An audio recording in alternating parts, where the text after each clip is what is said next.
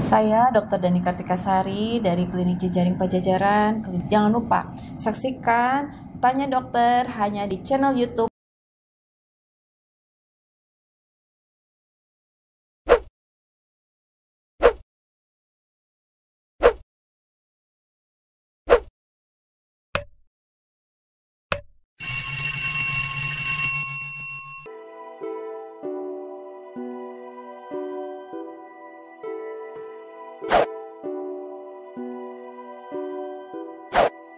Untuk coronavirus ini, dia tuh kan memang baru ditemukan saat ini. Nah, hanya yang jelas bahwa virus corona ini adalah virus yang cukup berbahaya, dan dia itu mengenainya ke saluran nafas, dan dia itu memang masih satu famili dengan SARS dan MERS begitu. Virus-virus yang sebelumnya itu ya? Ya, virus-virus di saluran pernafasan yang cukup berbahaya karena sampai saluran pernafasan bawah. Jadi kita kan punya saluran pernafasan atas dan bawah, itu dibagi. Nah, saluran pernafasan atas misalkan seperti batuk pilek biasa gitu ya.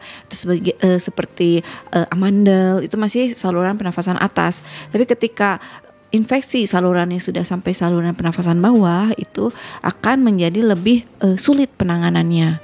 Nah, di sini kan gejalanya mirip dengan pneumonia ya. Nah, pneumonia biasa saja sudah agak sulit untuk ditangani. Nah, apalagi dengan virus yang baru ditemukan ini, begitu Kang Iqbal. Ini kan kalau dari beberapa berita kita ketahui virusnya muncul di 2019. Baik, tapi itu pun nampaknya masih terus diteliti sampai sekarang ya dok ya. Betul. Tadi apa yang sebenarnya kita bisa lakukan adalah menjaga imunitas tubuh ya dok ya, agar tetap sehat. Mengapa nih harus seperti itu dok? Nah, karena pada prinsipnya hampir semua virus itu sebenarnya belum ada obatnya gitu ya. Nah, hampir kebanyakan misalkan seperti HIV ya, atau yang sering banyak nih dengue atau demam berdarah. Nah, itu belum ada obatnya dan vaksinnya juga belum ada Nah, itu tuh apa yang terjadi adalah ketika daya tahan tubuh bagus, itu virus ternyata bisa diusir, bisa dibunuh dengan tuntas gitu ya. Nah, misalkan seperti virus cacar saja. Virus cacar itu kita bantu antivirus, tapi di situ ketika dia dikasih antivirus, namun dia daya tahan tubuhnya juga tidak diperbaiki dengan benar, si virusnya itu ternyata masih bisa sembunyi di tubuh seseorang tersebut, misalkan di belakang saraf, yang nantinya di kemudian hari ketika seseorang tersebut mempunyai daya tahan tubuhnya turun lagi, si virusnya dapat menginfeksi kembali dengan bentukan penyakit yang lain, begitu. Jadi memang yang paling efektif ya harus perbaiki imun kita gitu. Jadi meskipun sudah dikasih vaksin begitu ya, kalau imun kitanya sedang kurang baik begitu ya, itu virusnya masih bisa ngumpet-ngumpet gitu ya dok. Nah, itu jagonya virus tuh gitu. Nah, kebetulan untuk virus ini tuh kan jadi ada yang dia strainnya DNA, RNA. Nah, kalau yang untuk RNA ini kebanyakan memang yang virus-virus bahaya itu, ya Ebola, terus MERS, SARS, terus virus corona ini. Nah, jadi memang golongan virus corona ini adalah golongan virus yang berbahaya, ganas gitu. Iya. Baik, seperti apa sebenarnya dok gejala yang bisa kita ketahui ketika seseorang mengidap atau terkena virus corona ini? Sudah ada informasinya belum dok? Gejala yang terjadi kebanyakan dari penderita yang ditemukan ternyata positif ini itu diawali dengan gejala seperti orang batuk pilek gitu. Dia ada demam. Nah, lalu dia bisa disertai mulai nyeri tenggorokan, nyeri sendi-sendi semua. Nah, namun dia disertai dengan rasa sesak. Sesak yang cukup hebat. Juga kalau kita sebutnya distres pernafasan. Jadi sesaknya itu bisa sampai dadanya itu bergerak ya, dadanya kembang kempis, perutnya kembang kempis, lalu seluruh hidungnya juga bisa kembang kempis, cuping hidungnya. Nah, itu kita sebutnya distres pernafasan. Jadi tanda-tanda itu ada.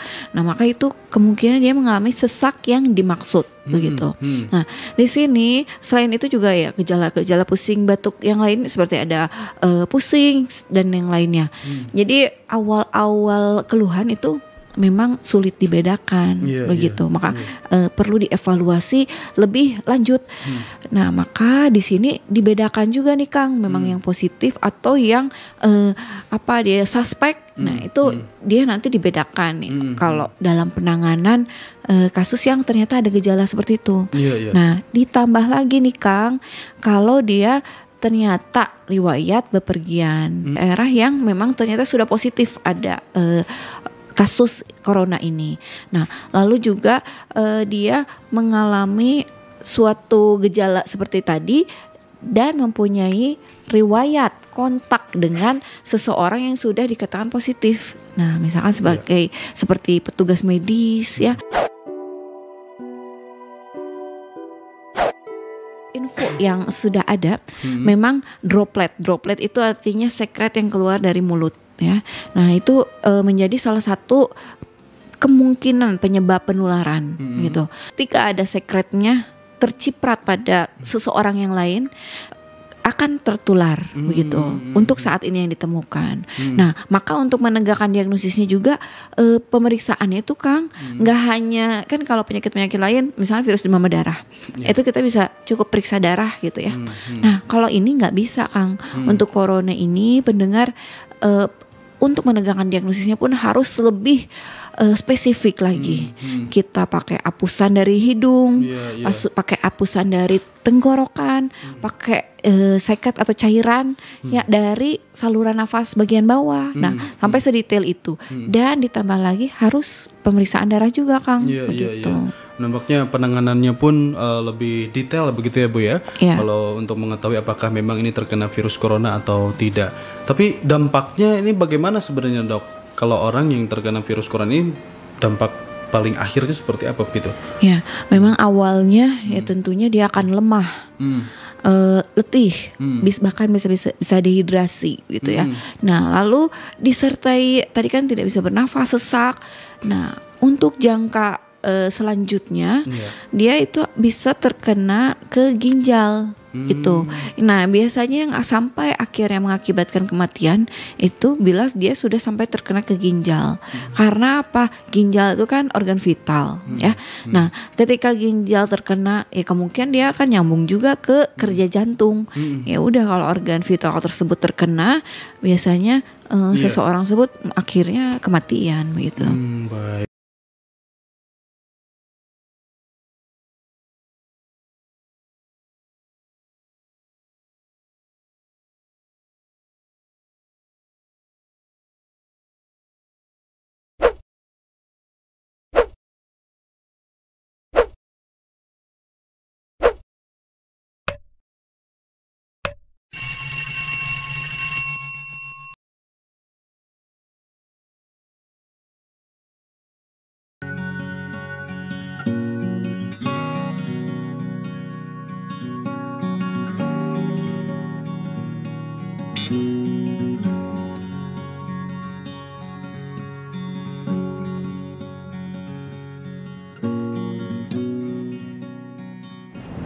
Kalau demam pada anak dan dewasa itu dua-duanya dikatakan demam bila suhunya di atas 37,5 derajat Celcius ya.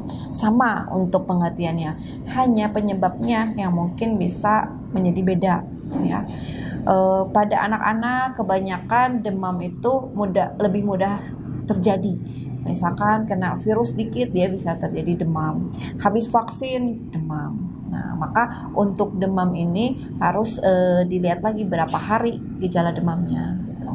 Pada anak ya, bila demam terjadi yang harus dilakukan di rumah itu bisa kita berikan cairan lebih banyak, boleh diberi karena hidrasi yang baik akan menurunkan suhu yang berlebih tadi. Berikan cairan, minuman atau boleh dengan air kelapa lebih bagus ya. Lalu boleh diberikan oralit juga walaupun dia tidak terjadi diare. Nah, selain itu juga berikan harus tetap mandi anak nih walaupun lagi demam ya. Jangan kebanyakan kan wah lagi demam takut mandi. Nah, itu mitos. Yang benar tuh kalau lagi demam nggak apa-apa tetap mandi. Malah ketika demam itu mandi boleh dengan air hangat, nggak usah pakai sabun gitu ya. Dari atas kepala sampai ke bawah, tujuannya untuk menurunkan suhunya. Nah, atau bila di rumah jangan diberikan selimut yang terlalu tebal, karena lagi kedinginan ya, berikan pelukan yang hangat dari ibunya gitu ya. Nah, selanjutnya bila terjadi demam, boleh diberikan kompres. Yang paling bagus itu kompres dengan handuk hangat ya, handuk hangat, air hangat. Jadi diganti lagi nanti tiap 10 menit diganti lagi, dibasahin. Jadi hindari pemberian kompres air es gitu, jangan ya. Juga ya lebih bagusnya mah dengan handuk gitu, bukan dengan bahan-bahan lain. Nah, selain itu kalau tidak tertangani juga, maka boleh diberikan obat ya, boleh diberikan obat yang ringan, misalkan paracetamol pada anak dengan dosis yang tepat. Bila pada anak-anak 1 hari tidak tertangani, segera bawa ke fasilitas kesehatan gitu.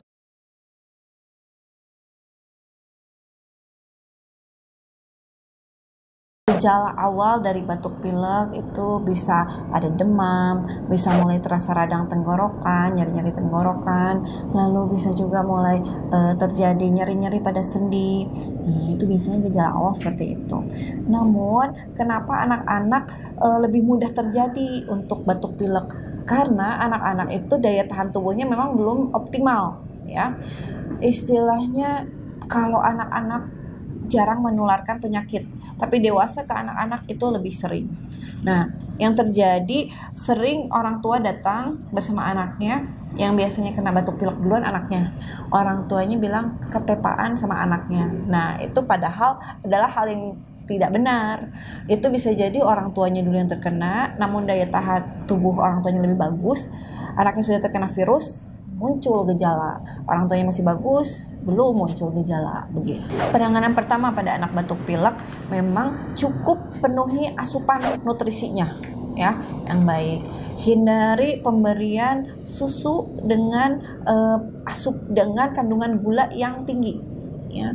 Jadi kenapa susu itu, padahal susu bagus ya, banyak kandungan gizinya. Namun susu dengan kandungan gula yang tinggi itu malah semakin membuat peradangan pada tenggorokan. Jadi kalau anak batuk jangan malah dikasih susu, stop dulu susunya, udah minum aja air putih. Nah, tapi air putihnya juga jangan yang hangat, sebaiknya berikan air yang biasa, karena bila hangat atau cenderung panas akan semakin memberikan perlukaan pada tenggorokannya. Nah, lalu pada batuk pilek kebanyakan penyebabnya virus. Virus itu dia pergi kalau daya tahan tubuh bagus. Agar daya tahan tubuh bagus, maka asupan terutama dari buah-buahan itu menjadi lebih utama. Jadi tolong lebih banyak dikasih buah boleh. Bagusnya sih buah naga yang antioksidannya tinggi ya, buah apel. Tapi anak-anak buah apa aja yang suka boleh diberikan. Boleh dikasih semangka pun, yang manis itu nggak masalah. Tapi jangan lupa konsumsi makan nasinya dulu dan sesudahnya minum air putih begitu.